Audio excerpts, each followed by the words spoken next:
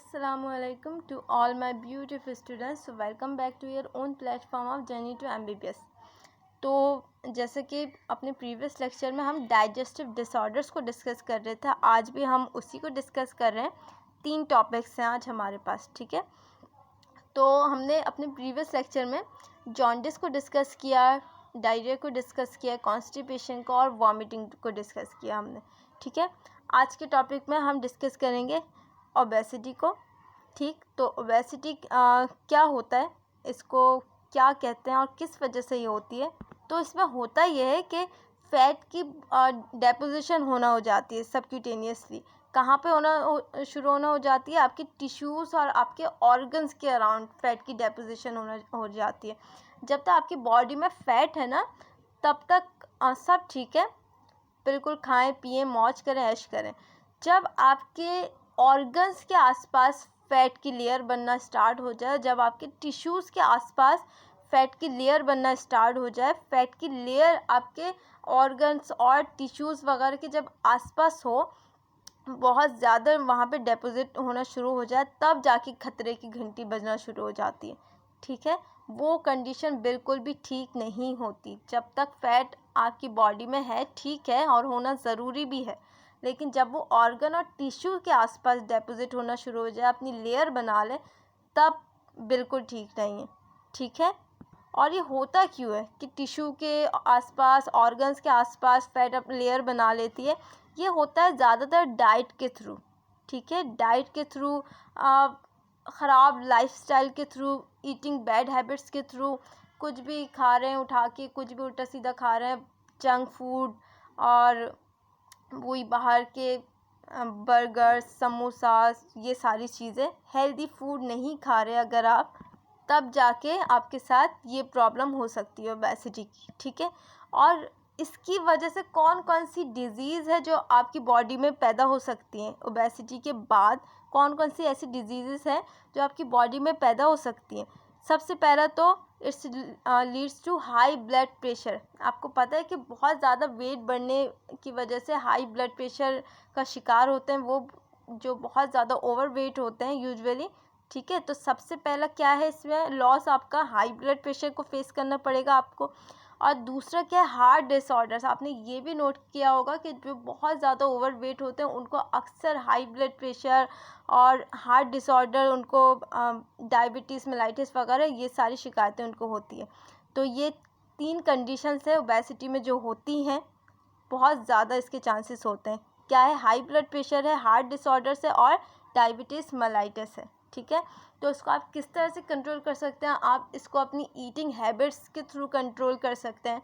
Healthy food अपने life में आप अगर इंक्लूड करें, हेल्दी फूड अगर खाना आप स्टार्ट करें, अगर बहुत ज़्यादा ऑयली फूड से आप परहेज़ करना शुरू करें, तो आप इससे बच सकते हैं। और अगर आप ऐसे ही आंखें बंद करके कुछ भी उठा के बस गटक गए अपने अंदर, बस ले लिया खा लिया, बस आपको सिर्फ टेस्ट से मतलब है, आपकी हेल्थ से कोई मतलब नहीं है, तो फिर इन बीमारियों को आपने फेस करना ही है। दूसरी जो डिसऑर्डर की मैं बात करूँगी उसको कहते हैं हाइपर कोलेस्टेरोलेमिया, ठीक है। तो हाइपर कोलेस्टेरोलेमिया क्या है? इसमें कोलेस्ट्रॉल का बहुत ज़्यादा लेवल बढ़ा होता है ब्लड में, ठीक है। आपको पता है कि कोलेस्ट्रॉल भी वही चीज़ है जो ओबेसिटी से रिलेटेड है। कोलेस्ट्रॉल में क्या होता है, आपकी जो वेन्स आर्टरी वगैरह है उसके अंदर फ़ैट की डेपोजिशन बहुत ज़्यादा होती है ना, जिसकी वजह से वो वेन्स नैरो हो जाती है और वहाँ से ब्लड का गुजरना मुश्किल हो जाता है। तो फिर कोलेस्ट्रॉल क्या चीज़ है? इसी ओबेसिटी से रिलेटेड है कोलेस्ट्रॉल। और इस डिजीज़ में क्या होता है, कोलेस्ट्रॉल का बहुत ही ज़्यादा हाई लेवल रहता है, बहुत ज़्यादा कोलेस्ट्रॉल बढ़ा हुआ रहता है। तो इसकी वजह से तो हार्ट डिजीज़ होने ही होने। तो क्या होगा उसमें? फिर हार्ट डिसऑर्डर होता है। फिर हार्ट डिसऑर्डर में क्या क्या चीज़ें होती है? हार्ट अटैक, सिंपल लफ्ज़ों में जो चीज़ हर बंदे को समझ आती है, हार्ट अटैक है उसमें। और क्या है? आर्थीरियोक्लोरोसिस है, CAD है, ठीक है। तो ये तो बिल्कुल सिंपल सी एक लैंग्वेज है कि अगर आपकी वेन्स के अंदर, आर्टरीज़ के अंदर बहुत ज़्यादा फ़ैट की डेपोजिशन हो गई तो ब्लड नहीं पहुंच पाएगा, वहाँ से ब्लड पास नहीं हो पाएगा आराम से, ठीक है। जब ब्लड नहीं वहाँ से गुजर पाएगा, आपके हर एक ऑर्गन तक नहीं पहुँच पाएगा। जिस ऑर्गन तक नहीं पहुँच पाएगा फिर उस ऑर्गन की डिसऑर्डर्स शुरू हो जाएंगी, ठीक है। तो ये कोलेस्ट्रॉल जो है, ये जो ओबेसिटी जो है, ये बहुत सारी बीमारियों को जन्म देती है, बहुत सारी बीमारियों को। तो सिर्फ आप एक ओबेसिटी को आप अगर कंट्रोल कर लें तो आप कोलेस्ट्रॉल से भी बच सकते हैं, हार्ट डिसऑर्डर से भी बच सकते हैं, हाई ब्लड प्रेशर, डायबिटीज़, काफ़ी चीज़ों से आप बच सकते हैं। और आपको पता है कि यही हाई ब्लड प्रेशर और यही डायबिटीज़ आपकी किडनी के लिए भी कितना ज़्यादा ख़तरनाक होता है ना। किडनी के लिए भी कितना ज़्यादा ये ख़तरनाक होता है, किडनी को बहुत ही बुरी तरह से डैमेज करता है ये हाई ब्लड प्रेशर और ये डायबिटीज़। ये दो चीज़ें हैं जो किडनी को बहुत बुरी तरह से डैमेज करती हैं। तो सिर्फ फ़ैट का इंटेक आप नॉर्मल रख के, कम रख के, आप बहुत सारी बीमारियों से बच सकते हैं। ठीक है, फ़ैट खाना कोई बुरी बात नहीं है, लेकिन हर चीज़ का लिमिट होना चाहिए। जब वो चीज़ लिमिट से क्रॉस कर जाती है ना, तो फिर वो बुरी चीज़ होती है। फ़ैट की भी ज़रूरत होती है हमारी बॉडी में, फ़ैट की भी बहुत ज़रूरत होती है। जैसे कि हमने डाइजेशन और एब्जॉर्प्शन के वक्त पढ़ा था कि हमारी बॉडी को फ़ैट की भी ज़रूरत होती है, फ़ैट खाना भी हमारे लिए ज़रूरी है, लेकिन एक लिमिट तक। जब आप वो लिमिट क्रॉस कर जाएंगे तब फिर वो फ़ैट आपके लिए बहुत सारी बीमारियां पैदा कर देगी।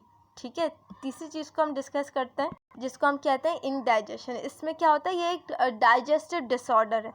यहाँ पे ठीक तरह से डाइजेशन नहीं हो पाती है। और ये क्यों नहीं हो पाती है फूड की digestion properly? Insufficient amount of enzymes आपको उस मिकदार में मिल नहीं रहे होते हैं जो कि डाइजेशन करेंगे। और इसके पीछे रीज़न क्या होता है? स्ट्रेस, एंजाइटी, बहुत ज़्यादा ऑयली डाइट, अल्कोहलिज्म, स्मोकिंग। इन चीज़ों की वजह से आपका जो फूड है वो ठीक तरह से डाइजेस्ट नहीं हो पाता और आपको ये डिसऑर्डर हो सकता है, इंडाइजेशन। ठीक है, इन चीज़ों की वजह से अगर आप बहुत ज़्यादा स्ट्रेस लेते हैं, एंजाइटी, बहुत ज़्यादा, वही बात आ गई, अगर आप बहुत ज़्यादा ऑयली डाइट लेते हैं, बहुत ज़्यादा आपकी डाइट में ऑयली चीज़ें हैं, बहुत जंक फूड है, बहुत ज़्यादा अनहेल्दी चीज़ें हैं, तो हो सकता है। अगर आप अल्कोहलिज्म है तो आपके साथ ये हो सकता है। अगर आप बहुत ज़्यादा स्मोकिंग करते हैं तो भी आपके साथ ये हो सकता है कि आपका फूड प्रॉपर्ली डाइजेस्ट ना हो। और आपका फूड ही जब प्रॉपर्ली डाइजेस्ट नहीं होगा तो उसमें से आपको प्रोटीन्स, न्यूट्रिएंट्स कैसे मिल पाएंगे जब वो ठीक से डाइजेस्ट नहीं होगा। और प्रोटीन्स, न्यूट्रिएंट्स नहीं मिल पाएंगे तो आप ये बात समझते हैं कि आपकी बॉडी को कितनी ज़रूरत होती है काम करने के लिए, एनर्जी की, प्रोटीन्स की, न्यूट्रिएंट्स की। ठीक है, तो मुझे उम्मीद है आज का लास्ट लेक्चर आपको समझ में आया होगा, अच्छा लगा होगा। ये हमारा जो डाइजेशन और एब्जॉर्प्शन वाला चैप्टर है ये यहाँ पे आज हमारा ख़त्म होता है। इसके सारे लेक्चर मैंने कवर कराए हैं, एक एक टॉपिक मैंने इसमें कवर किया है। ठीक है, तो हमारा ये ह्यूमन फिजियोलॉजी का लास्ट चैप्टर आज यहाँ पे ख़त्म हुआ। अगर आपको मेरे लेक्चर्स अच्छे लगते हैं तो इसको सब्सक्राइब करें, वीडियो को लाइक करें और इस वीडियो को ज़्यादा से ज़्यादा शेयर करें। अल्लाह हाफ़िज़।